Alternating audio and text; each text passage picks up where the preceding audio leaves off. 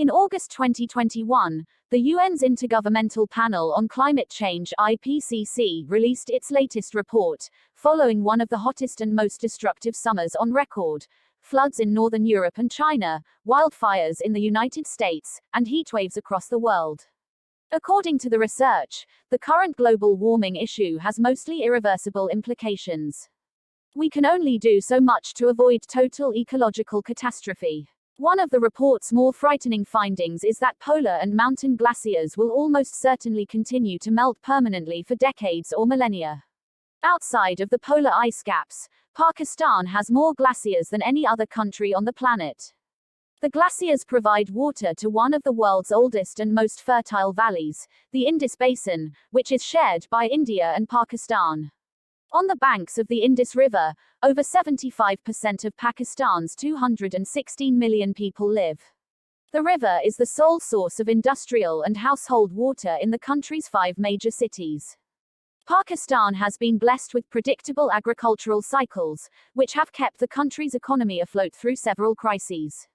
However, if the IPCC report is accurate, as it very probably is, the country will be underwater by 2050.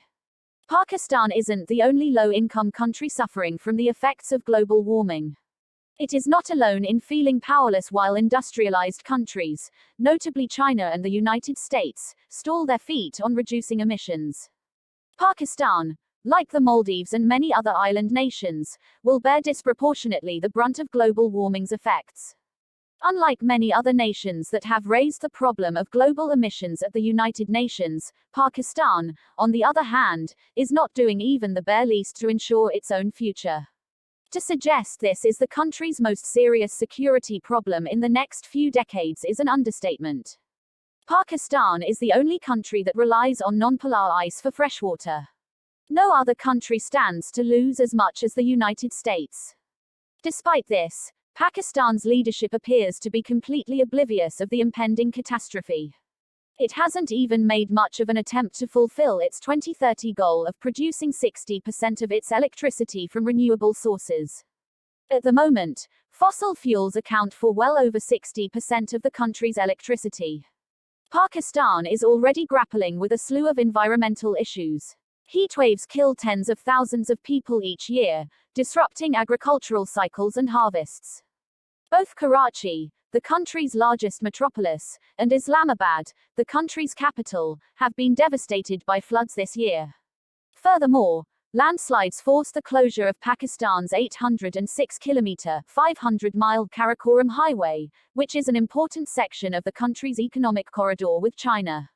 Large-scale deforestation in the region north of Kohistan and south of Jaglot caused these deadly landslides. Timber mafias are quickly stripping old-growth forests further north, towards Shimshal, and east, into the Skardu Valley, all but assuring future environmental catastrophes. Local and international environmental experts have long warned that unless immediate and serious action is taken, things will deteriorate in Pakistan and throughout South Asia. For more than a decade, experts have warned that Pakistan's glaciers are melting and that the country would soon run out of water. The IPCC is now stating unequivocally the same thing. Despite overwhelming indications of a looming disaster, the Pakistani government remains defiant. Pakistan is currently in the midst of an existential crisis. Climate change is endangering not just one industry or area of the country, but the whole population's lives and livelihoods. We are, regrettably, already too late to repair the harm caused by the excessive consumption of fossil fuels, as this year's IPCC report highlighted. The decision we face now, in Pakistan and throughout the world, is whether to continue on a road that will inevitably lead to our annihilation or to begin fighting for our collective survival.